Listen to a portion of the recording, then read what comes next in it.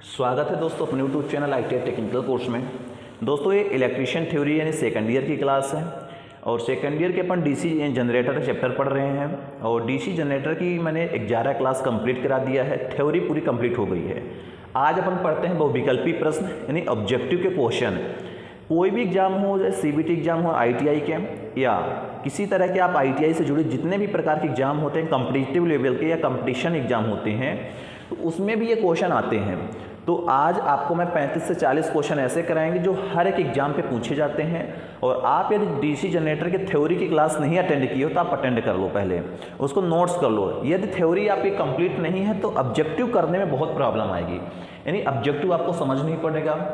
समझ में जब नहीं आएगा तो आप रटोगे, रटी हुई चीज़ भूल जाती है। तो यदि जब तक आप थ्योरी नहीं समझते हो तो ये ऑब्जेक्टिव आपके लेवल के नहीं रहेंगे। चलिए सबसे पहले अपन फर्स्ट नंबर क्वेश्चन की बात कर लेते हैं। फर्स्ट नंबर क्वेश्चन क्या बोला गया है कि फर्स्ट नंबर क्वेश्चन है कि जिस विधि से डीसी जनरेटर में विद्युत वाहक बल प्रेरित होता है, यानी ऐसी मेथड जिस मेथड से जनरेटर बिजली को बनाता है या उत्प्रेरित करता है, वह डैश डैश कहलाती है। ऑप्शन आपके पास 4 रहेंगे, सबको मालूम होना चाहिए। पहला है ऊष्मीय, दूसरा है गतिज, तीसरा है स्थितिज, चौथा है रासायनिक। अब आपको बताना है कि इसमें से कौन सा सही है। ऊष्मीय मेथड से बिजली बनाता है या गतिज मेथड से बनाता है या स्थितिज ऊर्जा से बनाता है या रासायनिक ऊर्जा से बनाता है। तो इसका जो राइट आंसर होने वाला है बी नंबर होगा, यानी गतिज। यानी जिस विधि से डीसी जनरेटर में विद्युत वाहक बल प्रेरित होता है वह गतिज विधि कहलाती है, गतिज मेथड कहलाती है। और गतिज ऊर्जा के कारण ही डीसी जनरेटर विद्युत बनाता है, बिजली बनाता है। मैंने जब थ्योरी पढ़ाया था तभी बताया था कि हमारा आर्मेचर रोटेट करता है, यानी गति करता है। जब गति करता है फ्लक्स को कट करता है और फैराडे के विद्युत चुंबकीय प्रेरण सिद्धांत के अनुसार वहां पर EMF बनता है, विद्युत वाहक बल उत्पन्न होता है। सेकंड नंबर क्वेश्चन की बात करें। सेकंड नंबर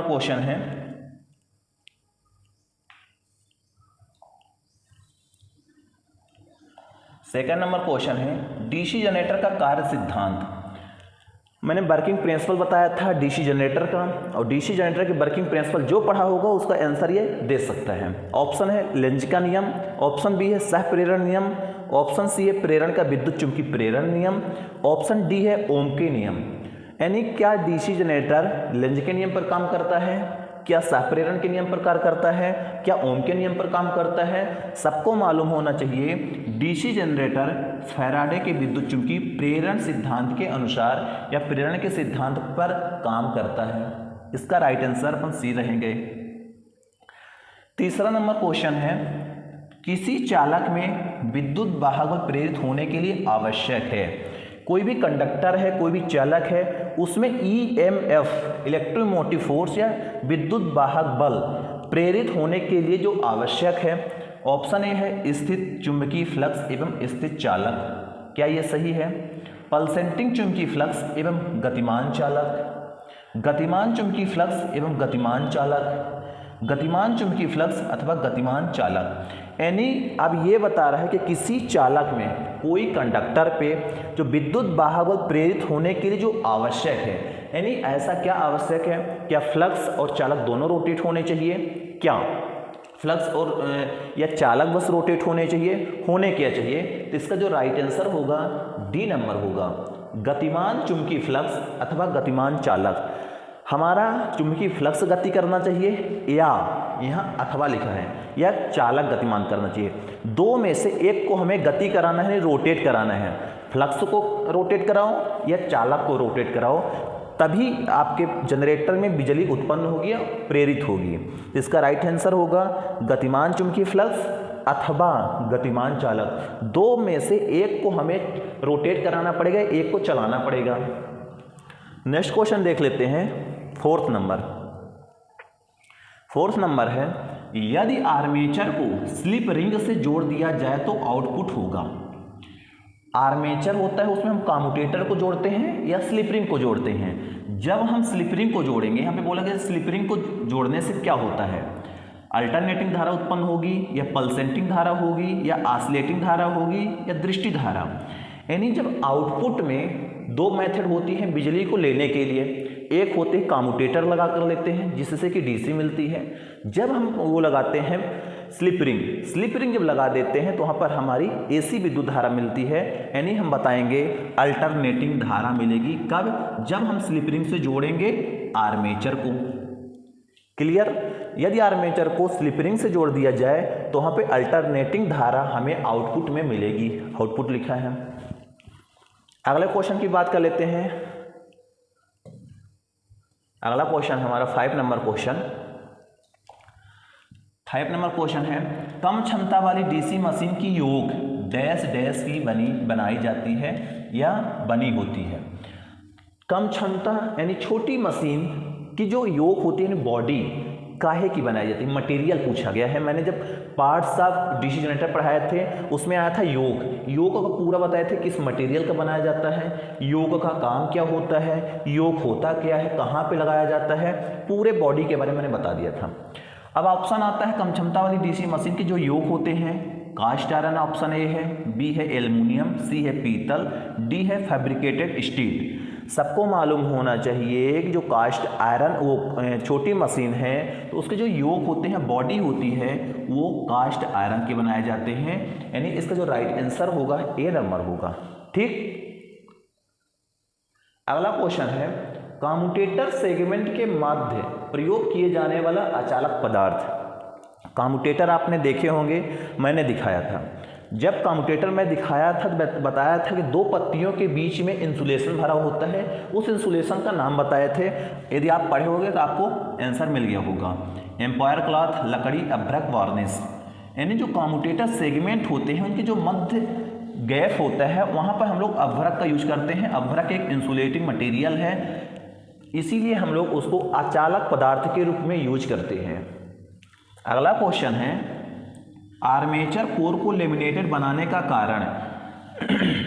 जो आर्मेचर होता है, जो उसकी कोर होती है, उसको लेमिनेटेड हम क्यों बनाते हैं, क्या कारण है आर्मेचर कोर को लेमिनेटेड बनाने का कारण?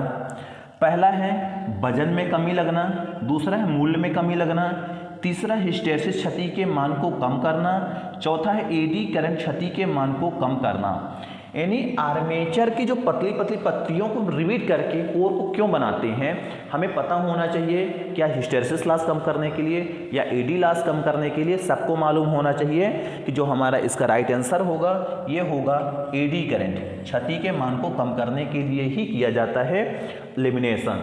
यानी जो आर्मेचर की कोर होती है उसको लेमिनेट बनाने के लिए हम लोग एडी करंट क्षति के मान को कम करते हैं। ठीक। नेक्स्ट क्वेश्चन है, चुंबकीय फ्लक्स के एक समान वितरण के लिए आर्मेचर के चारों ओर क्या लगा होता है? यानी जो चुंबकीय फ्लक्स के एक समान चुंबकीय जो फ्लक्स हो तो पूरे एक समान फैला रहे, ऐसा क्या करते हैं? आर्मेचर के चारों क्या लगा देते हैं? योग स्थापित करते, पहला है योग स्थापित करते हैं, दूसरा है पोल सूज स्थापित किए जाते हैं, तीसरा है बाइंडिंग फील्ड बाइंडिंग स्थापित की जाती है, चौथा है शक्तिशाली चुंबकीय ध्रुव स्थापित किए जाते हैं। मैंने बताया था जो चुंबकीय फ्लक्स के एक समान वितरण के लिए पोल सूज स्थापित किए जाते हैं। जो पोल सूज होते हैं कुछ इस तरह बनाए जाते हैं,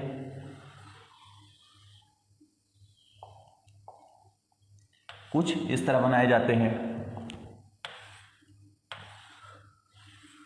इस तरह बनाने से फायदा ये होता है,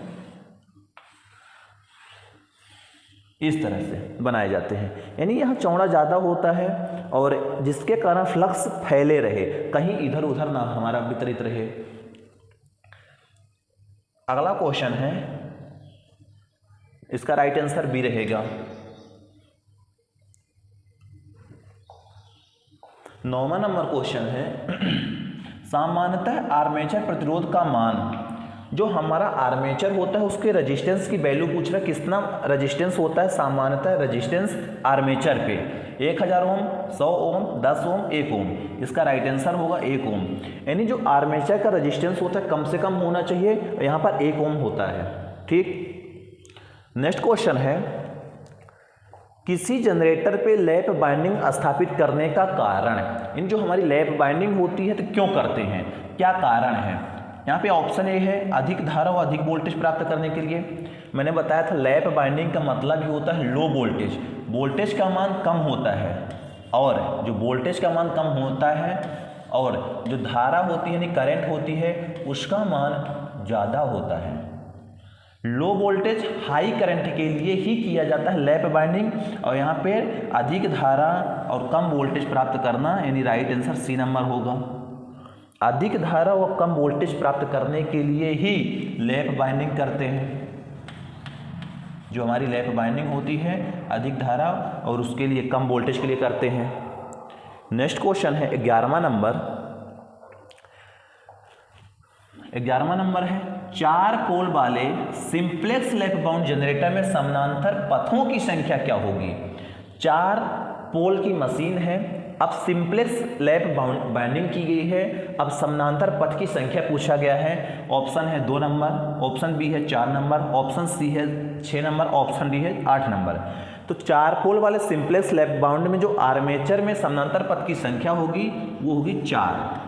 क्यों? क्योंकि सिंप्लेक्स है, जितने पोल होंगे उतने ही समानांतर पथ की संख्या होगी, जितने पोल उतने समानांतर पथ की संख्या होगी। नेक्स्ट क्वेश्चन है किसी जनरेटर के ब्रशेस का वोल्टेज ड्रॉप बढ़ जाएगा यदि। कोई भी जनरेटर है उसका जो ब्रश का वोल्टेज ड्रॉप है बढ़ जाएगा यदि लोड धारा बढ़ जाए, प्रेरित वोल्टेज बढ़ जाए, लोड धारा घट जाए या प्रेरित वोल्टेज घट जाए। कोई भी जनरेटर है जब वोल्टेज का यानी ब्रश का वोल्टेज ड्रॉप बढ़ जाता है, कारण ये होता है कि यहाँ पर लोड धारा का मान बढ़ जाता है, यानी लोड धारा जब लोड लगाते हैं उसमें करंट का मान बढ़ जाता है तो ब्रश में वोल्टेज ड्रॉप ज़्यादा होने लगता है, वोल्टेज वहाँ पे ड्रॉप ज़्यादा होने लगेगी। नेक्स्ट क्वेश्चन है 13वां नंबर। 13वां नंबर क्वेश्चन ये है कि किसी डीसी मशीन के असंतृप्त पोल पर आर्मेचर रिएक्शन का प्रभाव होगा। कोई भी डीसी मशीन है उसके असंतृप्त पोल पर जो आर्मेचर रिएक्शन का प्रभाव होता है वो विचुंबकन होता है, चुंबकन होता है या क्रॉस चुंबकन होता है या चुंबकन होता है। मैंने बताया था आर्मेचर रिएक्शन के बारे में बहुत अच्छे से थ्योरी बताया था। आर्मेचर रिएक्शन क्या होता है, आर्मेचर जो रिएक्शन होता है किसके कारण होता है ये भी बताया था। इसका जो राइट आंसर होगा वो होगा सी नंबर, क्रॉस चुंबकन। यानी किसी डीसी मशीन के असंतृप्त पोल पर आर्मेचर रिएक्शन का प्रभाव क्रॉस चुंबकन होता है, इसका राइट आंसर होगा। अगला क्वेश्चन है किसी डीसी जनरेटर में प्रयुक्त इंटरपोल की ध्रुवता होती है। कोई भी डीसी जनरेटर है जो उसमें इंटरपोल होते हैं, इंटरपोल की जो ध्रुवता होती है वो है ऑप्शन ए घूर्णन दिशा में गतिमान पोल की ध्रुवता के समान, घूर्णन दिशा में आगामी पोल की ध्रुवता के समान, उत्तरी ध्रुव के समान, दक्षिणी ध्रुव के समान। मैंने बोला था जब पढ़ाया था कि 2 प्रकार के पोल होते हैं, एक मेन पोल एक इंटरपोल। जो मेन पोल होता है उसी की जो पोलैरिटी होती है उसी के अनुसार ही इंटरपोल का यूज किया जाता है। जैसे ये हमारे मेन पोल हो गए, ये हो गए इंटरपोल। इंटरपोल छोटे होते हैं, यदि ये एन है ये एस है तो ये भी एन रहेगा और ये एस रहेगा, N S N S N S. यानी मेन पोल की ध्रुवता के अनुसार ही इंटरपोल का यूज किया जाता है। तो इसका जो राइट आंसर होने वाला है वो होगा बी नंबर, घूर्णन दिशा में आगामी पोल की ध्रुवता के समान ही होता है। यानी जो आगे वाला पोल होगा उसी के समान हमारा इंटरपोल होगा। यानी मेन पोल एन है तो ये एन होगा, ये एस है तो वो भी एस होगा, वही होता है। नेक्स्ट क्वेश्चन है डीसी जनरेटर पे इंटरपोल का संयोजन किया जाता है। जो डीसी जनरेटर होता है इसमें इंटरपोल का संयोजन आर्मेचर की सीरीज में, इसका राइट आंसर होगा आर्मेचर की सीरीज में ही किया जाता है। आर्मेचर के समानांतर पे नहीं करते हैं, लोड की सीरीज में भी नहीं करते हैं। जो डीसी जनरेटर होते हैं उसमें जो इंटरपोल का कनेक्शन होता है वो होता है आर्मेचर की सीरीज में। नेक्स्ट है 16वां नंबर, बड़ी डीसी मशीन का योग किस पदार्थ का बना होता है। जैसा कि छोटे मशीन होते हैं कास्ट आयरन के बनाए जाते हैं, तो बड़ी जो होती है माइल्ड स्टील की बनाई जाती है, हाई कार्बन स्टील की भी दिया है, कास्ट स्टील की भी दिया है, रॉड स्टील की भी दिया है। तो अब यहाँ पे बड़ी मशीन की बोला गया ना कि छोटी मशीन की, तो यहाँ पे जो बड़ी मशीन होगी वो कास्ट स्टील की बनाई जाती है। इसका राइट आंसर बी नंबर होगा। अगला नंबर है डीसी जनरेटर की एफिशिएंसी की बात किया है कि डीसी जनरेटर की दक्षता कितनी होती है, यानी 60 से 80 क्या होती है, 70 से 80% या 85 से 95% या 100%। तो डीसी जनरेटर की एफिशिएंसी जो होती है वो होगी 85 से 95%, 85 से 95% तक डीसी जनरेटर की एफिशिएंसी होती है।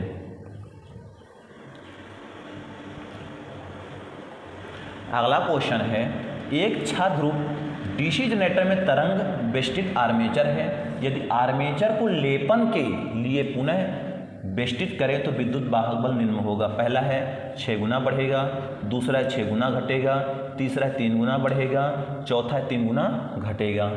4 ऑप्शन आपके पास यहाँ पे दिए गए हैं। अब यहाँ पे क्वेश्चन भी ये बोला गया है कि छाध्रुव, एक छापोल डीसी जनरेटर में तरंग बेष्टित आर्मेचर है, यदि आर्मेचर को लेपन के लिए पुनः बेष्टित करें, पुनः बाइंडिंग करें तो विद्युत वाहक बल निम्न होगा। यानी विद्युत वाहक बल का क्या प्रभाव पड़ेगा, इसका जो राइट आंसर होगा 3 गुना मान बढ़ जाएगा। राइट आंसर सी नंबर होगा। अगला क्वेश्चन है 19वां नंबर, डीसी जनरेटर में अंतः ध्रुव किस कारण से दिए जाते हैं, यानी इंटरपोल, अंतः ध्रुव किस कारण से दिए जाते हैं। यहाँ पे अंतः ध्रुव माने इंटरपोल होते हैं, क्यों लगाते हैं। जो डीसी जनरेटर होता है इंटरपोल हमारे लगाने का कारण क्या है, मकसद क्या है। तो इसका जो राइट आंसर होगा डी नंबर होगा, चिंगारी को घटाने के लिए। किसको, कम्यूटेटर खंड में जो चिंगारी होती है या स्पार्किंग होती है उसी को कम करने के लिए हम लोग इंटरपोल का यूज करते हैं। नेक्स्ट क्वेश्चन है, किसी जनरेटर की घूर्णन दिशा परिवर्तित करने का क्या प्रभाव होगा। किसी डीसी जनरेटर की जो घूर्णन दिशा होती है परिवर्तित, चेंज करने का जो प्रभाव पूछ रहा है क्या होगा। यहाँ पे ऑप्शन है, धारा प्रवाह शून्य हो जाएगी, यानी जो धारा है फ्लो शून्य हो जाएगी। ऑप्शन बी है, धारा प्रवाह की दिशा परिवर्तित हो जाएगी। ऑप्शन सी, धारा प्रवाह की दिशा अपरिवर्तित रहेगी। ऑप्शन डी है, उपरोक्त में से कुछ नहीं। यानी जो किसी डीसी जनरेटर की घूर्णन दिशा जो परिवर्तित करने का क्या प्रभाव पूछा है, जब हम घूर्णन दिशा परिवर्तित कर देंगे जनरेटर की तो उसमें से क्या प्रभाव होगा, इसका राइट आंसर होगा कुछ नहीं होगा, बिजली कोई प्रभाव नहीं पड़ेगी। ठीक, तो इसका राइट आंसर होगा बी नंबर, अपन रखेंगे बी नंबर। मतलब जब हम कोई भी डीसी जनरेटर हो उसकी घूमने की दिशा परिवर्तित कर देते हैं तो उसकी जो धारा की दिशा होती है वो भी परिवर्तित हो जाएगी, यानी इसका राइट आंसर बी नंबर हो जाएगा। तो आज अपन 20 क्वेश्चन तक करते हैं, थोड़ा मुझे काम है, फिर अपन चलते हैं 21वां नंबर क्वेश्चन को कल करते हैं। मिलते हैं नेक्स्ट वीडियो पे। जय हिंद, जय भारत।